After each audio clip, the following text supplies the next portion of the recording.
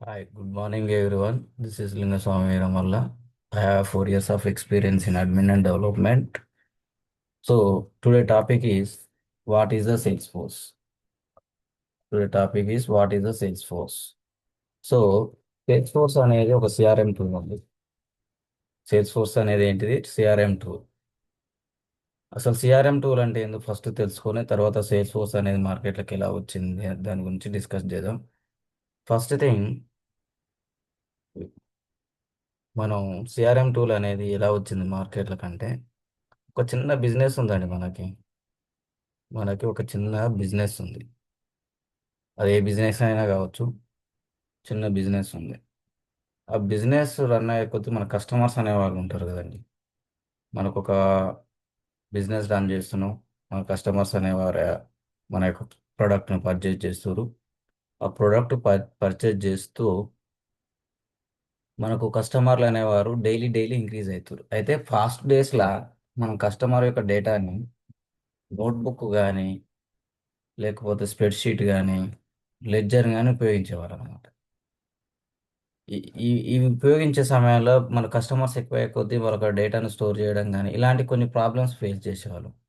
So ఇలాంటి టైంలో CRM అనేది మార్కెట్లో తీసుకురావడం జరిగింది. ఇప్పుడు 1980 అండ్ 1990 ఆ పీరియడ్లో సిఆర్ఎం టూల్స్ అనేవి మార్కెట్లోకి రావడం జరిగింది. అయితే సిఆర్ఎం అంటే ఏంది అసలు? సిఆర్ఎం అంటే ఏంటంటే customer relationship management. Customer relationship management. అసలు కస్టమర్ రిలేషన్షిప్ మేనేజ్మెంట్ అంటే ఏంది? కస్టమర్ రిలేషన్షిప్ మేనేజ్మెంట్ అంటే ఒక బిజినెస్కి కస్టమర్కి మధ్య ఇంటరాక్షన్ అన్నమాట. అంటే కస్టమర్ కస్టమర్ ప్లస్ బిజినెస్ మ్యాన్కి లైక్ ఇన్ఫర్మేషన్ టైప్లా. ఒక కస్టమర్ ఒక యాడ్ అయిందంటే కస్టమర్ యొక్క ఫోన్ నెంబర్ తీసుకోవడం కానీ తర్వాత ఈమెయిల్ తీసుకోవడం కానీ అడ్రస్ డీటెయిల్స్ తీసుకోవడం కానీ ఈ ఈ ఇట్లని ఏమంటారు అంటే యాక్చువల్గా relationship between the company or else business man and customer. ఈ మూ ఈ ఇట్ల మధ్య రిలేషన్షిప్ ఉందా అన్నమాట. అట్లా ఇంటరాక్షన్ విత్ అని కూడా అనొచ్చు. దాన్ని కస్టమర్ రిలేషన్ మేనేజ్మెంట్ అంటాం. యాక్చువల్గా డేటాను ట్రాక్ చేయడం, కస్టమర్ యొక్క డేటాను ట్రాక్ చేయడం, దాన్ని సిఆర్ఎం టూల్గా మనం చెప్పుకోవచ్చు. అయితే సిఆర్ఎం టూల్ ఇది వచ్చిన తర్వాత ఇక దీన్ని సిఆర్ఎం టూల్ అనే ఈ విధంగా ఉపయోగిస్తాం. తర్వాత మనం సేల్స్ ఫోర్స్ సిఆర్ఎం టూల్ అనేది ఎప్పుడు వచ్చింది, అసలు సేల్స్ ఫోర్స్ సిఆర్ఎం టూల్కి బిఫోర్ సిఆర్ఎం టూల్స్కి డిఫరెన్స్ ఏంది చూద్దాం. అయితే సేల్స్ ఫోర్స్ సిఆర్ఎం టూల్ అనేది 1999 మార్క్ బెనియఫ్ అనే పర్సన్ మార్కెట్లకు లాంచ్ చేసిండు. ఏంటిది? సేల్స్ ఫోర్స్ని. అయితే అప్పటి వరకు సిఆర్ఎం టూల్స్ అనేవి సాఫ్ట్వేర్ కానీ హార్డ్వేర్ కానీ రిక్వైర్మెంట్ ఉండేవి. అయితే సేల్స్ ఫోర్స్ సిఆర్ఎం టూల్ అనేది no need to software, no need to hardware. ఇక్కడ ఉంది చూడండి. It is a cloud computing technology. It is available on cloud, no need to software and no need hardware. ఇక్కడ మీకు cloud computing అంటే తెలవాలి first. Cloud computing అంటే ఏం లేదండి, మనకు ఎలాంటి హార్డ్వేర్ కానీ ఎలాంటి సాఫ్ట్వేర్ కానీ అవసరం లేదు. జస్ట్ మనం ఒక బ్రౌజర్లో పోయి యూజర్ ఐడి పాస్వర్డ్ ఇచ్చి లాగిన్ అయితే డైరెక్ట్ మనం ఆర్గనైజేషన్లోకి లాగిన్ అయిపోతాం. అది ఏ ఆర్గనైజేషన్ అయినా సరే. లైక్ ఏ జీమెయిల్ అనమాట. జీమెయిల్ ఎట్లా అంటారు? ఇప్పుడు జీమెయిల్ ఉంది చూడండి. ఇప్పుడు జీమెయిల్ ఏం చేస్తాం, మనం డైరెక్ట్ యూజర్ ఐడి పాస్వర్డ్ ఇచ్చేసి డైరెక్ట్ లాగిన్ అయ్యి మనకు కావాల్సిన వర్క్ ఏందో చేసుకొని మనం లాగౌట్ చేస్తాం. అట్లనే ఇక్కడ సేల్స్ ఫోర్స్ అనేది క్లౌడ్ బేస్డ్. క్లౌడ్ బేస్డ్ అంటే ఇప్పుడు మనం ఒక బ్రౌజర్లో ఓపెన్ చేసినాం, ఓ బ్రౌజర్లో పోయి మన యొక్క యూజర్ నేమ్ని పాస్వర్డ్ని ఇచ్చేసినాం, మనం ఆటోమేటిక్గా లాగిన్ అవుతాం. ఇది క్లౌడ్. ఒక ఇంటర్నెట్ ఉంటే సరిపోతుంది. ఇక్కడ ఇది అనేది అవసరం ఉండలేదన్నమాట. ఏంటిది? ఓ ఈ ఇది ఏమంటారు, మనకు ఒక హార్డ్వేర్ కానీ సాఫ్ట్వేర్ కానీ అవసరం లేదు. ఇక్కడ హార్డ్వేర్ కానీ సాఫ్ట్వేర్ కానీ అవసరం లేదన్నమాట. దీన్నే క్లౌడ్ కంప్యూటింగ్ అంటాం. దీన్నే cloud computing. Without software without hardware requirement లేకుండా మనం డైరెక్ట్ లాగిన్ అయ్యి మన యొక్క వర్క్ని చేసుకునే దాన్ని సా ఏమంటారు, క్లౌడ్ కంప్యూటింగ్ అంటాం.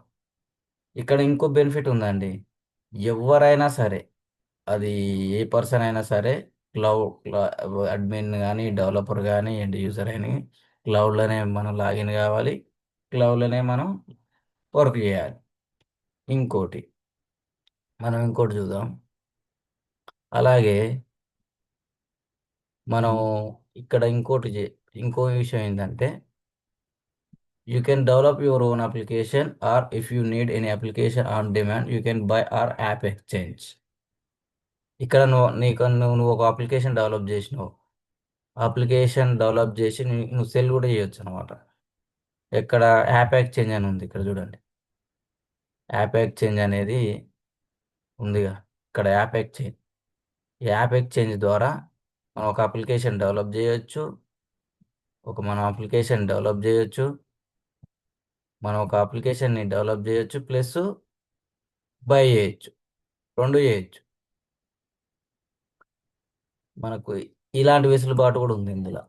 మనం అప్లికేషన్ డెవలప్ చేయొచ్చు అండ్ అప్లికేషన్ను బై చేయొచ్చు. అంటే is like A play store లాగా. మనం ఒక అప్లికేషన్ని డెవలప్ చేసినాం, అది నచ్చింది అనుకో, మన అప్లికేషన్ ఏం చేస్తాం, ప్లే స్టోర్లో అప్లోడ్ చేస్తాం. లైక్ ప్లే స్టోర్ పర్మిషన్ తీసుకొని, దాని యొక్క లైసెన్స్ తీసుకొని మన యొక్క అప్లికేషన్ని ప్లే స్టోర్లో పెడతాం. అదే మనకు నా అప్లికేషన్ కావాలంటే ఏం చేస్తాం, అప్లికేషన్ ప్లే స్టోర్లో ఉంటే ఆ అప్లికేషన్ మనం డౌన్లోడ్ చేసుకుంటాం. అలాగని ఇది మార్కెట్ ఏరియా అనమాట. యాప్ ఎక్స్చేంజ్ అనేది ఒక మార్కెట్ ఏరియా, ఈ మార్కెట్ ప్లేస్ అనమాట. ఇక్కడ ఇంకోటి కూడా ఉంది. App exchange is a market place to sell our customer application and buy application from app exchange. ఇక్కడ మన అప్లికేషన్ని మార్కెట్ ప్లేస్ సెల్ చేయొచ్చు ప్లస్ బై చేసుకోవచ్చు. ఈ force dot com platform produce development cost we can deliver application in very short time. అంటే ఈ force dot com గురించి కొంచెం సపరేట్గా చెప్తాను, ఆ క్లాసులు అయ్యేటప్పుడు. ఇప్పుడే చెప్తే మీకు అర్థం కాదు. ఇక్కడ అప్లికేషన్ని డెవలప్మెంట్ చేసి, అంటే వేరే అప్లికేషన్ ఏమైనా మనం డెవలప్ చేసిన అప్లికేషన్ మనం బై చేసుకుంటే దాని యొక్క సైజుని రిడ్యూస్ చేసి, డెవలప్మెంట్ కాస్ట్ని ప్లస్ దాని యొక్క టైంని కూడా రిడ్యూస్ చేసుకొని అప్లికేషన్ షార్ట్ టైంలో మనం రెడీ చేసుకోవచ్చు. తర్వాత Salesforce by following cloud computing approach providing SaaS and PaaS and IAS. SaaS అంటే Salesforce as a service, PaaS అంటే platform as a service, and IAS అంటే ఇన్ఫ్రాస్ట్రక్చర్ యాజ్ ఏ సర్వీస్.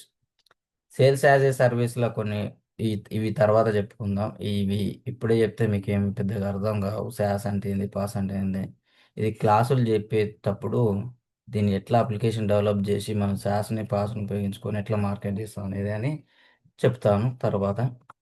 ఇక్కడ ఇక్కడ CRM అని ఎలాగ చెప్పాను కానీ, customer relationship management, managing company interaction with current and future ఏం కస్టమర్స్.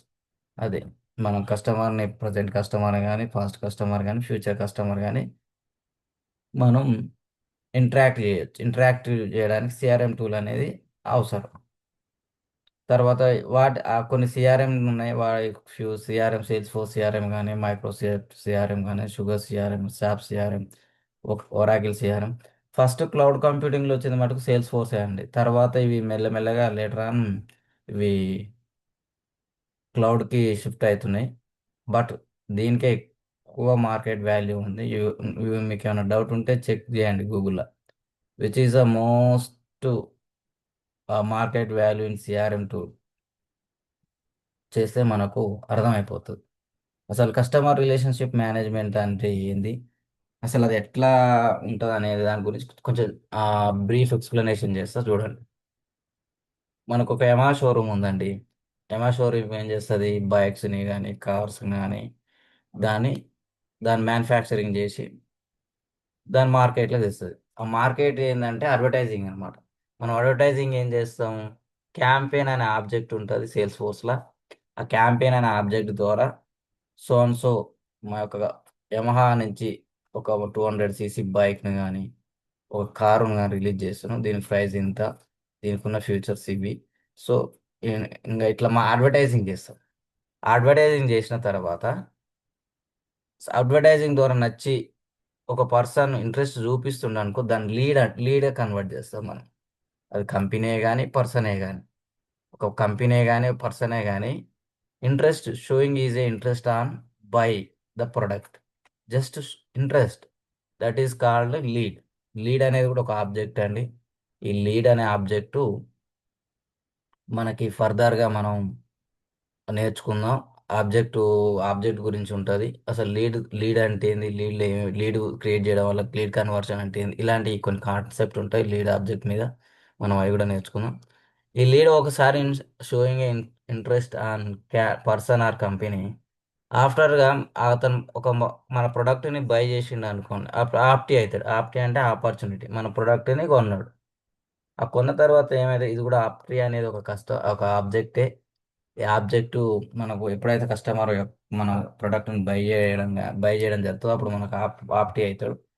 తర్వాత కస్టమర్, ఆ కొన్న పర్సన్ ఏమైతే ఆటోమేటిక్గా మన కస్టమర్ అయిపోతుంది. ఆ కస్టమర్ కానీ చేంజ్ చేస్తాం, మనం కొంచెం డీటెయిల్స్ తీసుకుంటాం, కాంటాక్ట్ డీటెయిల్స్, ఈ జీమెయిల్ కానీ ఫోన్ నెంబర్ కానీ పర్సన్ డీటెయిల్స్ కానీ అలాంటివి.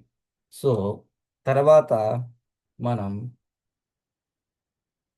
మనం ఒక ప్రొడక్ట్ ఇచ్చినాం, అతనికి ఏమైనా ఇష్యూ రేజ్ అయింది అనుకో, అప్పుడు ఏం చేస్తాం, అతను ఏం చేస్తాడంటే ఒక కేస్ అనేది రేజ్ చేస్తాడు. కేస్ రేజ్ చేయడం మీన్స్ నాకు సో ప్రాబ్లం ఉంది, సో మీరు సాల్వ్ చేయాలని చెప్పి కేసు అనే రైజ్ చేసి కేసు రైజ్ చేసి సపోర్ట్ టీంకి ఇస్తాం.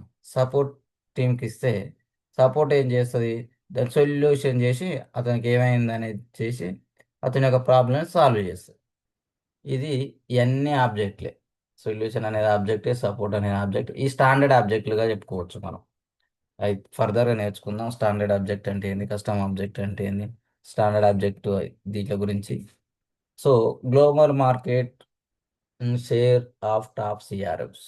గ్లోబల్ మార్కెట్ షేర్ వాల్యూ నీకు నల్లగా చెప్పాను కదండి. ఇది లేటెస్ట్ డాటా కాదు, 2022 వరకే. ఇప్పుడు స్టిల్ నౌ డాటా చూడండి. సేల్స్ ఫోర్స్ అనేది ఫస్ట్ ఉంటుంది. టాప్ 5లో రిమైనింగ్ 4 కూడా దాని యొక్క షేర్ వాల్యూ దగ్గర ఉండదు, షేర్ మార్కెట్ వాల్యూ దగ్గర కూడా ఉండవు. Just showing the result. Microsoft 5.8%, ఒరాకిల్కి 5.1, శాప్కు 4.7, అడాబ్కు 3.6. దాని గ్రాఫ్ కూడా పెరుగుకుంటూ పోయింది. జస్ట్ నోయింగ్ పర్పస్ అన్నమాట. తర్వాత సేల్స్ ఫోర్స్ మాడ్యూల్స్. మీరు చెప్పారు కదండి, సేల్స్ ఫోర్స్ మాడ్యూల్స్ అంటే సేల్స్ ఫోర్స్ మనం ఎంట్రీ అంటే సేల్స్ ఫోర్స్ నేర్చుకోవాలంటే ప్రైమరీ థింగ్స్ ఇవి. ప్రైమరీ థింగ్ ఏంటంటే అడ్మిన్ అడ్మిన్ నేర్చుకున్న తర్వాత డెవలప్మెంట్ నేర్చుకున్న తర్వాత ఇంటిగ్రేషన్, లైట్నింగ్, ఎల్డబ్ల్యూసి. ఇక్కడ కొన్ని క్లౌడ్స్ కూడా ఉంటాయి, 6 major sales force cloud services. ఇవి మనం ఫర్దర్గా నేర్చుకుందాం. సర్వీస్ క్లౌడ్ అంటే ఏంది, మార్కెటింగ్ క్లౌడ్ అంటే ఏంది, సేల్స్ క్లౌడ్ అని. ఈ మూడే ఇంపార్టెంట్ అండి మనకు. Sales and service and marketing, ఈ 3 క్లౌడ్స్ ఇంపార్టెంట్. ఈ 3 క్లౌడ్స్ మీద ఎక్కువగా వర్క్ చేస్తాం మనం. ఈ 3 ఇంపార్టెంట్. వీటి గురించి ఫర్దర్గా నేర్చుకుందాం. అసలు అడ్మిన్, డెవలప్మెంట్, ఇంటిగ్రేషన్, లైట్నింగ్. ఇప్పుడు అడ్మిన్, డెవలప్మెంట్ అనే ఎల్డబ్ల్యూసి, ఈ 3 ఇంపార్టెంట్. ఇంటిగ్రేషన్ కూడా ఇంపార్టెంట్. లైట్నింగ్ అనేది ఇప్పుడు యూజ్ చేస్తలేరు, కాకపోతే ఫ్రంట్ ఎండ్ ఫ్రంట్ ఎండ్ కోసం ఎల్డబ్ల్యూసిని యూజ్ చేస్తాం. బ్యాక్ ఎండ్ కోసం డెవలప్మెంట్ అపెక్స్ అని ఉంటుంది, అపెక్స్ని యూజ్ చేస్తాం. వీటి గురించి మనం నేర్చుకుందాం ఫర్దర్గా. అసలు ఏంది డెవలప్మెంట్ అంటే ఏంది, ఎల్డబ్ల్యూసి అంటే ఏంది అని. అయితే ఇవి ఎప్పుడెప్పుడు వచ్చినాయి మార్కెట్లకు అనేది చూస్తే, సేల్స్ ఫోర్స్ అనేది 2000 నుంచి 2007 వరకు admin, development, affects and controls ఉండేది. తర్వాత 2017 to 14 admin, development, effects and visual force page. ఈ ఎఫెక్ట్స్ అనేది back end, visual force page అనేది ఫ్రంట్ ఎండ్. అసలు బ్యాక్ ఎండ్ ఫ్రంట్ ఎండ్ ఏందనే మీకు తెలవాలంటే, ఇప్పుడు ఒక అప్లికేషన్ ఉందండి. అప్లికేషన్ షోయింగ్ పర్పస్ లైక్ మనం ఒక యాప్ డిజైన్ చేస్తాం ఫ్రంట్. అసలు మనం ఓపెన్ చేయగానే యాప్ ముందర కానీ యోను లైక్ కలర్ కానీ అవన్నీ ఫ్రంట్ ఎండ్ అని చెప్పుకోవచ్చు. బ్యాక్ ఎండ్ అంటే కోడింగ్ ద్వారా మన అప్లికేషన్ రన్ చేయడం, ఓటీపీలు పోవడం, ఇలాంటివన్నీ బ్యాక్ ఎండ్ కిందకి వచ్చేస్తాయి. అలాగే 2016 to 2018 సేల్స్ ఫోర్స్ డెవలప్మెంట్ అడ్మిన్తో పాటుగా ఆరా and open source HTML, JSS ఇవి కూడా వచ్చినాయండి 18 వరకు. తర్వాత 18 నుంచి డెవలప్మెంట్ అవే ఎల్డబ్ల్యూసి. ఇప్పుడు ప్రజెంట్ అయితే అపెక్స్ అండ్ ఎల్డబ్ల్యూసి యూజ్ చేస్తున్నాం. ఫ్రంట్ ఎండ్ గానే అయితే ఎల్డబ్ల్యూసి, బ్యాక్ ఎండ్ గానే అయితే అపెక్స్. సేల్స్ ఫోర్స్ సర్టిఫికేషన్ గురించి కూడా చెప్తా. అది మనం ఒకసారి మన యొక్క కోర్స్ అయిపోయిన తర్వాత సర్టిఫికేషన్ ఎట్లా చేయాలి, ఇప్పుడే అన్నీ చెప్పినా అనుకో మీరు కన్ఫ్యూజ్ అవుతారు. అసలు ఏంది సర్టిఫికేట్ అంతా కొంచెం రిమెంబర్ కూడా ఉండదు. So that is that is overall review of the sales force. And ఈ కొన్ని కాన్సెప్ట్స్ కూడా ఉన్నాయి, మీకు తర్వాత ఈ కాన్సెప్ట్ గురించి తెలుస్తా. అసలు సేల్స్ ఫోర్స్ కెరియర్ ఎట్టుంటుంది, Salesforce developer, Salesforce administrator, Salesforce data analyst, Salesforce consultant, Salesforce architecture. మనం only Salesforce developer, architecture, administrator and administrator developer ఎక్కువ డెవలప్ అవకాశాలు ఎక్కువ ఉంటాయి. Salesforce data analyst and Salesforce అడ్మినిస్ట్రేటర్గా కొంచెం administrator ఇవి కొంచెం తక్కువ ఉంటాయి. ఎక్కువ మాత్రం సేల్స్ ఫోర్స్ డెవలపర్ కానీ మాత్రమే అవకాశాలు ఎక్కువ ఉంటాయి. So thank you for opportunity. Thank you for the your your paying time here. And if you have any doubt, please contact me. And if you have anyone take the coaching, you can consult him SFDC India. Thank you.